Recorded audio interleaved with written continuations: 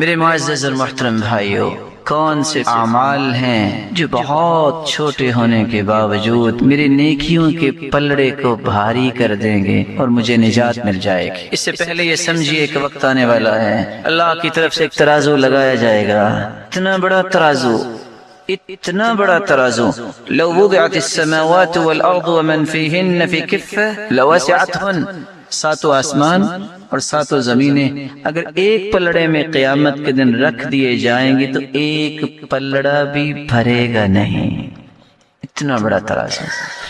لیکن کون سے اعمال ہیں کہ پلڑا بھرے گا؟ سب سے پہلا عمل التوحید، کلمۃ التوحید، لا الہ الا اللہ، جس توحید کے لیے اللہ عز و جلال نے انبیاء کو بھیجا، جس توحید کے بغیر انسان کی نہ دنیا میں نجات نہ آخرت میں نجات، جس توحید کو عام کرنے کے لیے انبیاء کو مبعوث کیا۔ قیامت کا دن ہوگا، لمبی حدیث ہے، ایک آدمی کی کوئی نیکی نہیں نکلے گی، سوچے گا مارا گیا، اللہ کی طرف سے اس سے کہا جائے گا پریشان نہیں ہونا، ایک نیکی ہمارے پاس تیری ہے۔ اللہ وہ کون سی نیکی ہے؟ فرشتہ اس وقت لے کے آئے گا، کیا لے کے آئے گا؟ ایک بطاقہ، ایک چھوٹا سا کارڈ لے کے آئے گا، اس پہ لکھا کیا ہوگا؟ لا الہ الا اللہ۔ اس بندے نے لا الہ الا اللہ کہا، اس کے تقاضوں کو پورا کیا۔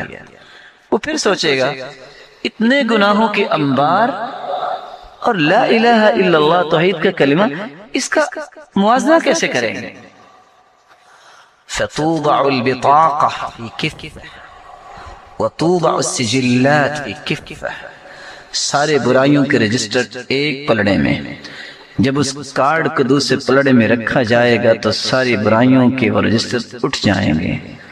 فطاشت السجلات فلا يثقل مع اسم اللہ شیء، اس کے اس کارڈ کی وجہ سے ہی، اس کلمے کی وجہ سے ہی نیکیوں کا پلڑا بھاری ہوگا اور اللہ اسے جنت میں بھیج دیں گے۔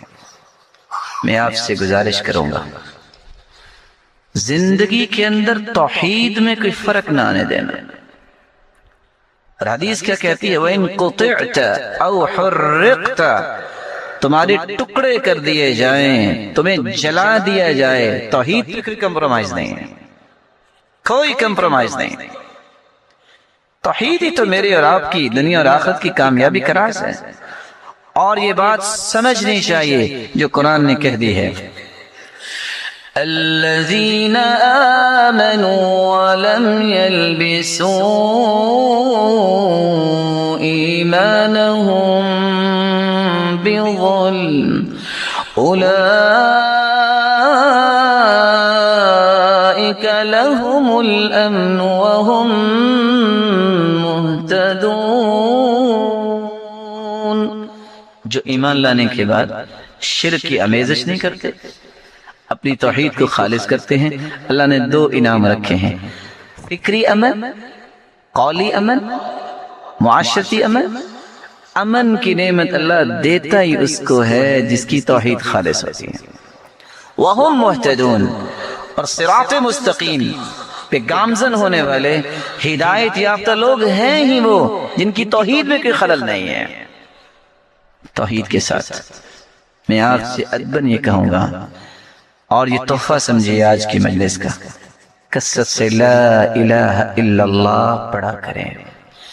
حدیث کہتی ہے افضل الذکر لا الہ الا اللہ، سب سے افضل ذکر لا الہ الا اللہ۔ اور رسول اللہ صلی اللہ علیہ وسلم نے فرمایا ان قول لا الہ الا اللہ تدفع عن قائلها 99 من البلاء ادناها الہم، جو کثرت سے لا الہ الا اللہ کہتا ہے 99 بلائیں اللہ عز و جلال اس کی دور فرما دیتے ہیں۔ ادناها الہم، اور سب سے گھٹیا بلا غم ہے، اس کا مطلب یہ نکلا کہ 98 بلائیں تو غم سے بھی بڑی بڑی اللہ عز و جلال دور فرما دیتے ہیں۔ رسول اللہ صلی اللہ علیہ وسلم نے فرمایا من لازم الاستغفار جعل اللہ له من كل هم فرجا ومن كل ضيق مخرجا ورزقه من حيث لا يحتسب، جو استغفار کو لازم پکڑتا ہے۔ اور دوسری روایت کے لفظ من اکثر الاستغفار، جو کثرت سے استغفار کرتا ہے، جعل اللہ له من كل هم فرجا، اس کی بخشش تو ہوگی قیامت کے دن۔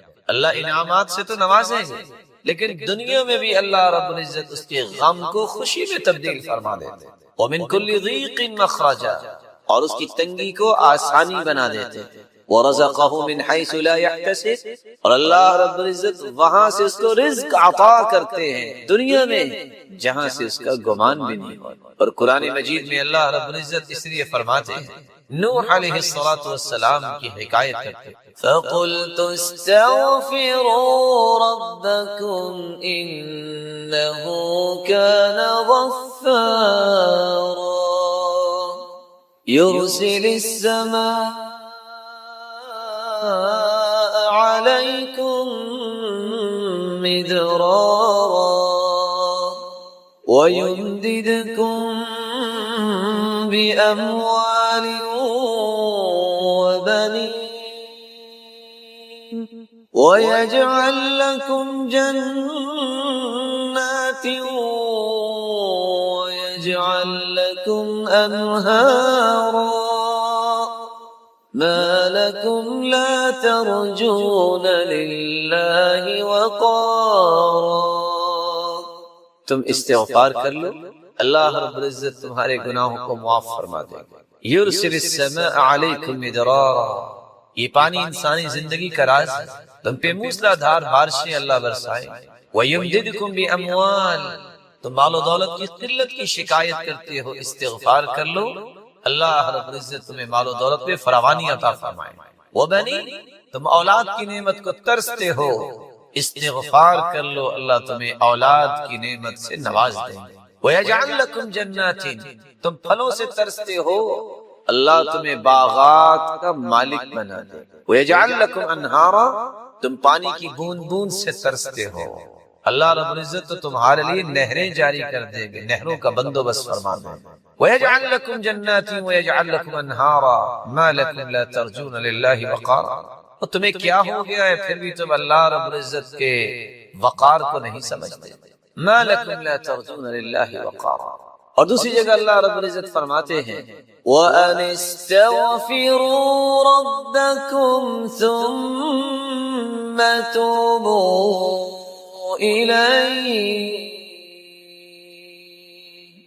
يُمَتِّعْكُمْ مَتَاعًا حَسَنًا إِلَى أَجَلٍ مُّسَمًّى، استغفار تم کر لو، جب تک زندہ رہو گے اللہ تمہیں سکون اور وقار کی زندگی نصیب فرما دے۔ استغفار کا فائدہ آخرت میں تو ہے، لیکن دنیا بھی سنورتی۔ اور تیسری جگہ اللہ رب العزت فرماتے ہیں، وَيَا قَوْمِ اسْتَغْفِرُوا رَبَّكُمْ ثُمَّ تُوبُوا إِلَيْهِ يُرْسِلِ السَّمَاءَ عَلَيْكُمْ مِدْرَارًا وَيَزِدْكُمْ قُوَّةً إِلَى قُوَّتِكُمْ وَلَا تَتَوَلَّوْا مُجْرِمِينَ۔ اے میری قوم، اللہ رب العزت ہود علیہ السلام کی قوم کے متعلق حکایت کر رہے ہیں کہ اللہ کے پیارے پیغمبر نے کہا، اے میری قوم استغفار کر لو، اللہ تمہیں موسلادھار بارشوں سے نواز دیں گے۔ وَيَزِدْكُمْ قُوَّةً إِلَى قُوَّتِكُمْ، تم اگر کوئی کمزوری محسوس کرتے ہو تو تمہاری کمزوریوں کو اللہ قوتوں میں تبدیل فرما دیں گے۔ وَيَزِدْكُمْ قُوَّةً إِلَى قُوَّتِكُمْ، کسی کے پاس مالی کمزوری ہے، خاندانی کمزوری ہے، ملی کمزوری ہے، ان تمام کمزوریوں کو اللہ رب العزت قوتوں میں تبدیل فرما دیں گے۔ جب انسان استغفار کرتا ہے تو یہ اس کو انعام ملتا ہے، اور یہ انعام دنیا میں ہی ملتا ہے، آخرت تو بہتر ہوگی۔ اللہ رب العزت ہمیں عبادت کا مقصد سمجھنے کی توفیق عطا فرمائے، اور یہ یقین کرنے کی توفیق عطا فرمائے کہ عبادت سے آخرت بھی بنتی ہے، اس سے دنیا بھی بنتی ہے۔ آپ صلی اللہ علیہ وآلہ وسلم نے سلام کے بعد بیٹھ کے ذکر کیا ہے۔ ان اذکار سے، ان دعاؤں سے فرار حاصل کرنا یہ اصل میں خسارے کا کام ہے۔ اور میری سمجھ سے ظاہر ہے کہ وہ بیچارے جن کو میں فکری مسکین ہی کہہ سکتا ہوں، اللہ تعالیٰ ان کے حال پہ رحم فرمائے، جو امت کو بجائے یہ ذکر سکھانے، یہ دعائیں سکھانے کے بعد، سلام پھیرنے کے بعد کچھ پڑھنے کی بجائے نہ جانے کیا پڑھتے ہیں، ہاتھ اٹھتے ہیں اللہم انت السلام ومنک السلام والیک یرجع السلام وحینا ربنا بالسلام کہہ کے چہرے پہ ہاتھ پھیر کے کہتے ہیں دعا بھی ہوگی، سب کچھ ہو کر لوگ چلے جاتے ہیں۔ جب تک بندہ اپنی جگہ پہ بیٹھ کے ذکر کرتا ہے، اتنے فرشتے آسمانوں سے اترتے ہیں حتی یملأ ما بین السماء والارض، زمین اور آسمان کا خلا فرشتوں سے بھر جاتا ہے، جو تین دعائیں کرتے ہیں، یا اللہ اسے معاف کر دے، اس پہ رحمت فرما، اس کی توبہ کو قبول فرما۔ دیانت داری سے بتائیے، ایک نماز بندہ پڑھے، اپنی جگہ پہ بیٹھا ذکر کر رہا ہے جو اللہ کے رسول نے سکھائے ہیں، اگر اس کی بخشش ہو جائے، اس میں رحمت میں نزول ہو جائے، اس کی توبہ قبول ہو جائے، تو اس سے بڑا بھی کہ دنیا میں خوش نصیب ہے۔ اس لیے میرے معزز، میرے محترم، ان دعاؤں کو یاد کیجیے، ان اذکار کو یاد کیجیے۔ سلام کہنے کے بعد ہمیں کیا کرنا چاہیے؟ رسول اللہ صلی اللہ علیہ وسلم کے صحابی عبداللہ بن عباس رضی اللہ تعالیٰ عنہ سے مروی ہے اور فرماتے ہیں كنا نعرف انقضاء صلاة النبی صلی اللہ علیہ وسلم بالتکبیر، جب نماز ختم ہوتی تو ہمیں پتہ چل جاتا، کیسے؟ صحابہ کرام کہتے اللہ اکبر۔ پتہ کیسے چلتا کہ نماز ختم ہو گئی ہے؟ سلام کہنے کے بعد اللہ اکبر الفاظ تکبیر، اللہ اکبر کہنے کے بعد رسول اللہ صلی اللہ علیہ وسلم جب سلام پھیرتے استغفر ثلاثا، تین مرتبہ استغفر اللہ استغفر اللہ استغفر اللہ کہتے، وقال اور پھر یہ کہتے اللہم انت السلام ومنک السلام تبارکت یا ذا الجلال والاکرام، ان الفاظ کو بھی ادا کیا کرتے۔ رسول اللہ صلی اللہ علیہ وآلہ وسلم نے معاذ بن جبل کو یہ دعا بھی سکھائی جو بڑی ہی آسان اور بڑی ہی خوبصورت دعا ہے، اللہم اعنی علی ذکرک وشکرک وحسن عبادتک۔ یہ کتنی خوبصورت دعا ہے، اے اللہ میری مدد فرما، اعنی علی ذکرک میں تیرا ذکر کروں، وشکرک میں تیرا شکر ادا کروں، وحسن عبادتک اے اللہ میں تیری خوبصورت عبادت کروں، اس میں میری مدد فرما۔ اور مغیرہ بن شعبہ رضی اللہ تعالیٰ عنہ بیان کرتے ہیں اللہ کے رسول صلی اللہ علیہ وسلم نماز کے بعد یہ دعا بھی پڑھا کرتے، لا الہ الا اللہ وحدہ لا شریک لہ، لہ الملک ولہ الحمد وہو علی کل شیء قدیر، اللہم لا مانع لما اعطیت ولا معطی لما منعت ولا ينفع ذا الجد منك الجد۔ لا الہ الا اللہ، اللہ کے سوا کوئی عبادت کے لائق نہیں، وحدہ لا شریک ہے، ساری بادشاہی اسی کے ہاتھ میں ہے، ساری تعریفیں اسی کے لیے ہیں، وہی ہر چیز پہ قادر ہے۔ اللہ جس سے تو روک لے کوئی دے نہیں سکتا، اللہ جسے تو عطا کر دے اسے کوئی روک نہیں سکتا۔ اے اللہ تیری ہی بادشاہت ہے، الہ العالمین لا ينفع ذا الجد منك الجد، کوئی بڑے سے بڑا ہو اس کا بڑا ہونا کوئی فائدہ نہیں دے سکتا جب تک تیرا فیصلہ نہ ہو۔ ابو زبیر رضی اللہ تعالیٰ عنہ فرماتے ہیں ہر نماز کے بعد عبداللہ بن زبیر رضی اللہ تعالیٰ عنہ سلام پھیرنے کے بعد یہ دعا پڑھا کرتے اور ساتھ یہ کہتے کہ اللہ کے رسول صلی اللہ علیہ وسلم بھی نماز کے بعد یہ دعا پڑھا کرتے تھے، لا الہ الا اللہ وحدہ لا شریک لہ، لہ الملک ولہ الحمد وہو علی کل شیء قدیر، لا حول ولا قوة الا باللہ، لا الہ الا اللہ ولا نعبد الا ایاہ، له النعمة وله الفضل وله الثناء الحسن، لا إله إلا الله مخلصين له الدين ولو كره الكافرون۔ جناب ابو امامہ رضی اللہ تعالی عنہ سے روایت ہے رسول اللہ صلی اللہ علیہ وسلم نے فرمایا جو فرض نماز کے بعد آیت الکرسی پڑھ لیتا ہے اس کے اور جنت کے درمیان صرف موت کا پردہ حائل ہے، تو آیت الکرسی بھی پڑھنی چاہیے۔ اور کعب بن عجرہ رضی اللہ تعالی عنہ روایت کرتے ہیں معقبات لا يخيب قائلهن، کچھ ایسے کلمات جن کے کہنے والا کبھی بھی اس کا نقصان نہیں ہوگا، اور وہ کون سے کلمات ہیں؟ 33 تسبیحہ، 33 مرتبہ سبحان اللہ، و33 تحمیدہ، 33 مرتبہ الحمدللہ، و34 تکبیرہ، 34 مرتبہ اللہ اکبر۔ یہ کلمات جو کہہ دیتا ہے کبھی بھی وہ نقصان نہیں اٹھائے گا۔ اور دوسری روایت کے الفاظ ہیں کہ اگر آپ 33 مرتبہ سبحان اللہ، 33 مرتبہ الحمدللہ، 33 مرتبہ اللہ اکبر کہیں، یہ ہو جائیں گے 99، اور 100 پورا کرتے وقت یہ کہیں لا الہ الا اللہ وحدہ لا شریک لہ لہ الملک ولہ الحمد وہو علی کل شیء قدیر۔ صحیح مسلم کی روایت ہے 1351۔ تو جتنے بھی انسان کے گناہ ہوں گے اللہ ذوالجلال اس کو معاف فرما دیتے ہیں۔ آپ کبھی یہ کر سکتے ہیں اور کبھی یہ کر سکتے ہیں، اور تیسرا طریقہ بھی یہ ہے کہ آپ 10 مرتبہ سبحان اللہ، 10 مرتبہ الحمدللہ، اور 10 مرتبہ اللہ اکبر بھی کہہ سکتے ہیں۔ براء ابن عازب رضی اللہ تعالی عنہ روایت کرتے ہیں ہم اللہ کے رسول کے بیچ میں نماز پڑھ رہے تھے، ہمارا یہ ذہن ہوتا تھا کہ ہم دائیں طرف بیٹھے، کہ آپ کا چہرہ انور دائیں طرف پہلے سلام پھیرے گی تو نظر آئے گا، آپ صلی اللہ علیہ وسلم ہماری طرف متوجہ ہوں گے۔ میں نے سنا آپ نماز سے فارغ ہوئے تو آپ یہ دعا بھی کر رہے تھے، رب قنی عذابک یوم تبعث او تجمع عبادک، رب قنی عذابک، اے اللہ تو مجھے اپنے عذاب سے بچا، کب؟ یوم تبعث عبادک او تجمع عبادک، جب تو پوری کائنات کو اپنے پاس جمع کرے گا۔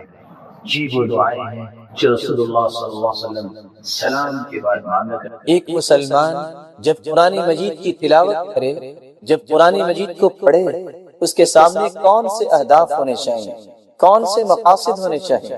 بندہ مومن جس کو توفیق مل جائے کہ میں نے قرآن کو پڑھنا ہے، اسے چاہیے کہ 5 اہداف کو سامنے رکھے۔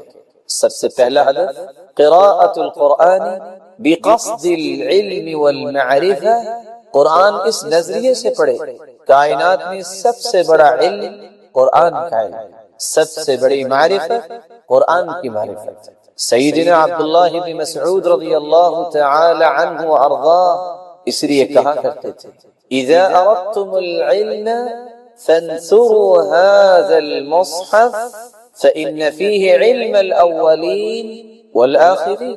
اذا اردتم العلم، اگر تمہارے اندر علم کی خواہش پیدا ہو جائے کہ میں نے علم سیکھنا ہے، مجھے معرفت و عرفان چاہیے، مجھے پہچان چاہیے، اگر تم زندگی کے حقائق کا ادراک کرنا چاہتے ہو تو اس قرآن کو کھول لیا کرو۔ فإن فيه علم الأولين والآخرين، اس قرآن کے اندر پہلی تمام الہامی کتابوں کا بھی علم ہے، والآخرین، اور قیامت تک آنے والی انسانیت کی ضروریات کا بھی علم ہے۔ یہی وجہ ہے مسروق ابن الاجدع کہا کرتے تھے ما نسأل اصحاب محمد صلی اللہ علیہ وسلم عن شيء الا وعلمهم في القرآن ولكن قصر علمنا منه۔ ہم جب بھی صحابہ کرام رضی اللہ عنہم وارضاہم سے کوئی سوال کرتے تو وہ جواب قرآن مجید سے دیتے، ولیکن قصر علمنا منه، آج ہمارا علم ناقص ہو گیا ہے، اس لیے ہمیں قرآن سے جواب نہیں ملتا۔ رسول اللہ صلی اللہ علیہ وسلم کے صحابی ابو ہریرہ رضی اللہ تعالی عنہ اس لیے کہا کرتے تھے البیت الذی یتلی فیہ کتاب اللہ کیسر خیر، وہ گھر جس میں اللہ کی کتاب کی تلاوت کی جاتی ہے اس گھر کی خیر و برکت زیادہ ہو جاتی ہے۔ وحضرته الملائکہ، اور اس گھر میں اللہ کے نورانی فرشتے حاضر ہو جاتے ہیں۔ وخرجت منہ الشیاطین، اور شیاطین اس گھر سے بھاگ جاتے ہیں۔ والبیت الذی لا یتلی فیہ کتاب اللہ، اور وہ گھر جس گھر میں اللہ کے کلام کی تلاوت نہ ہو قل خیرہ ضاق بأہلہ، وہ گھر تنگی داماں کی شکایت کرتا ہے۔ وقل خیرہ، اور اس گھر کی خیر و برکت ختم ہو جاتی ہے۔ وحضرته الشیاطین، اور شیاطین اس گھر میں ڈیرے جما لیتے ہیں۔ وخرجت منہ الملائکہ، اور نورانی فرشتے اللہ کی رحمت کے فرشتے اس گھر سے چلے جاتے ہیں۔ رسول اللہ صلی اللہ علیہ وسلم پر قرآن نازل ہوا، اس میں واقعتاً سب سے بڑی علم و معرفت ہے۔ آج ٹیکنالوجی کے نام پہ اپنے آپ کو مرعوب کرنے والے سوچیں، قرآن مجید نے تو اس کا بھی حکم دیا، قرآن مجید نے تو اس کی بھی حقیقت کھولی۔ وَأَنزَلْنَا الْحَدِيدَ فِيهِ بَأْسٌ شَدِيدٌ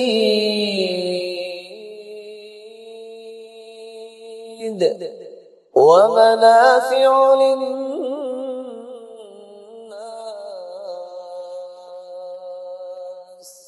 لوہے کو ہم نے اتارا ہے، اس میں پروفٹ بھی ہے اور پاور بھی ہے۔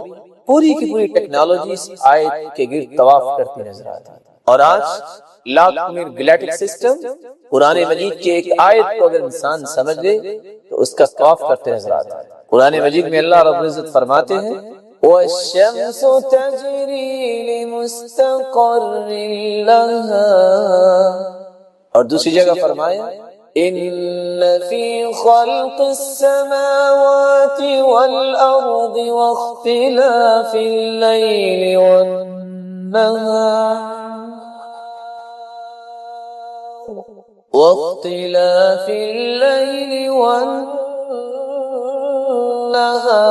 لَآيَاتٍ لِأُولِي الْأَلْبَابِ۔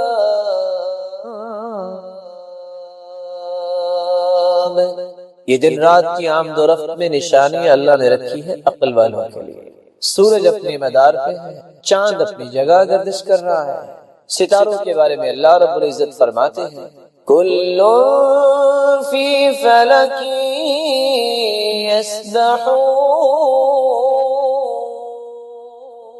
یسبحون، ہر چیز کو جو اللہ نے نظام دے رکھا ہے اس نظام کے تحت وہ چل رہی ہے۔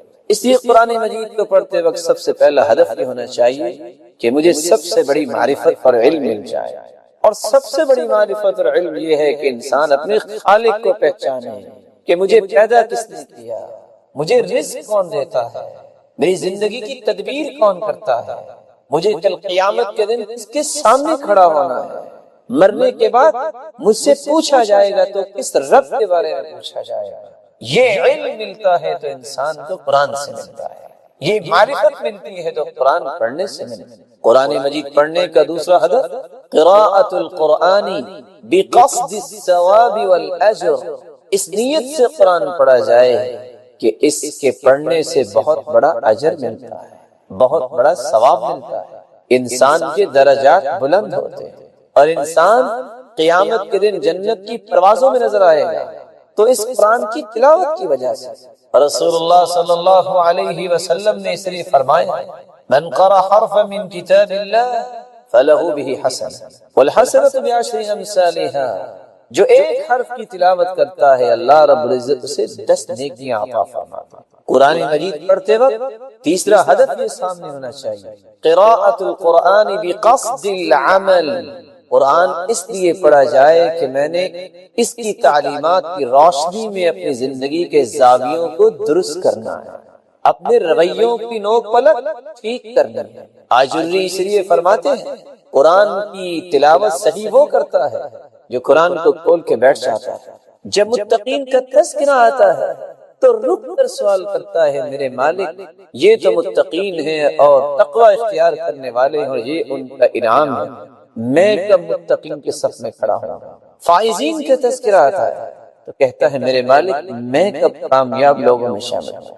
صابرین کا تذکرہ آتا ہے تو رک کر سوال کرتا ہے متى اکون من الصابرین، متى اکون من المتقین، متى اکون من الفائزین، میں کب صبر کرنے والوں کے صف میں کھڑا ہوں گا۔ خواہش نفس کو کنٹرول کرنا اور اس کو توڑنے والوں کا تذکرہ آتا ہے تو کہتا ہے اے اللہ میں ان لوگوں کے صف میں کیسے آؤں گا جنہوں نے تیری رضا کے لیے سب کچھ چھوڑ دیا۔ رسول اللہ صلی اللہ علیہ وسلم نے اس قرآن کے ذریعے ہی تبدیلی پیدا کی، اور حسن بصری رحمت اللہ علیہ کہا کرتے تھے امر الناس ان يعملوا بالقرآن، لوگوں کو حکم دیا گیا کہ وہ قرآن پڑھیں اور قرآن پہ عمل کریں، فاتخذوا تلاوته عملا، انہوں نے اس کی تلاوت کو ہی عمل سمجھ لیا۔ اللہ رب العزت ہمیں قرآن مجید کو علم و معرفت کے لیے اور عمل کے لیے پڑھنے کی توفیق عطا فرمائے۔ قرآن مجید کو پڑھا جائے تو عمل کے لیے پڑھا جائے، جو کہ صحابہ کرام رضوان اللہ تعالی علیہم اجمعین کا معمول یہ تھا. عثمان رضی اللہ تعالی عنہ فرماتے ہیں كان إذا تعلم أحد منا 10 آيات لم يجاوزهن حتى يعرف معانيهن والعمل بهن. ہم میں سے ہر شخص جب 10 آیتیں سیکھ لیتا اس وقت تک 11ویں آیت نہ پڑھتا جب تک ان 10 آیات کے مفاہیم کو نہ سمجھ لیتا اور اس کے مطابق عمل نہ کر لیتا. كنا نتعلم العلم والعمل معا. ہم علم بھی سیکھتے اور عمل بھی سیکھتے. قرآن مجید پڑھنے کا چوتھا ہدف قراءة القرآن بقصد مناجاة اللہ سبحانہ وتعالی.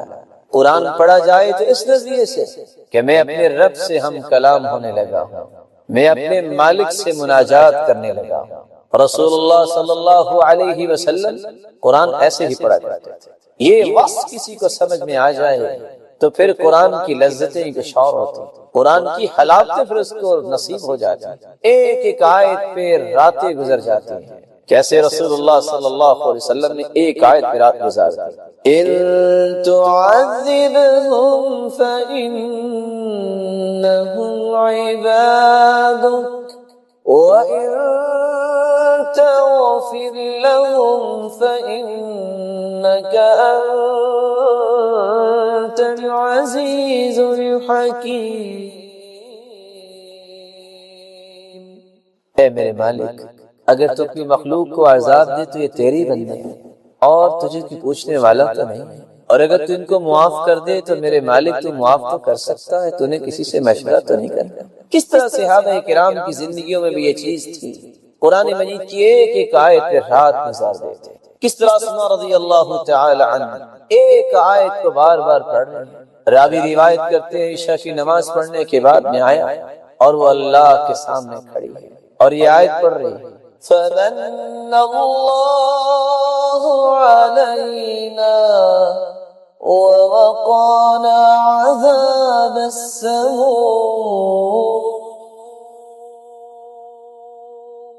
اللہ یہ تیرا احسان ہوگا اگر تو جہنم سے ہمیں محفوظ فرما دے. تردد هذه الآية وتبكي تقرأ وتبكي. آیت پڑھتی ہے رونے لگ جاتی ہے، آیت پڑھتی ہے رونے لگ جاتی ہے. کس طرح محمد ابن کعب القرظی اس آیت کی تلاوت کرتے ہیں اور بار بار پڑھتے جاتے ہیں. اذا زلزلت الارض زلزالها واخرجت الارض اثقالها وقال الانسان ما لها يومئذ تحدث اخبارها بأن ربك أوحى لها. جب قیامت کا زلزلہ آئے گا زمین اپنے سارے بوجھ باہر نکال دے گی. وقال الانسان ما لها. انسان کہے گا کیا ہو گیا، یہ تو سارے راز ہی کھول رہی ہے. يومئذ تحدث اخبارها بأن ربك أوحى لها. زمین ہر گناہ کی خبر دے گی. جس زمین پر کسی نے گناہ کیا ہوگا کیونکہ اس کو رب نے حکم دیا ہوگا آج بول کے بتاؤ کس نے کیا گناہ کیا. کس طرح سعید بن جبیر رحمت اللہ علیہ کس طرح ایک آیت کو بار بار پڑھ رہے ہیں. وَاتَّقُوا يَوْمًا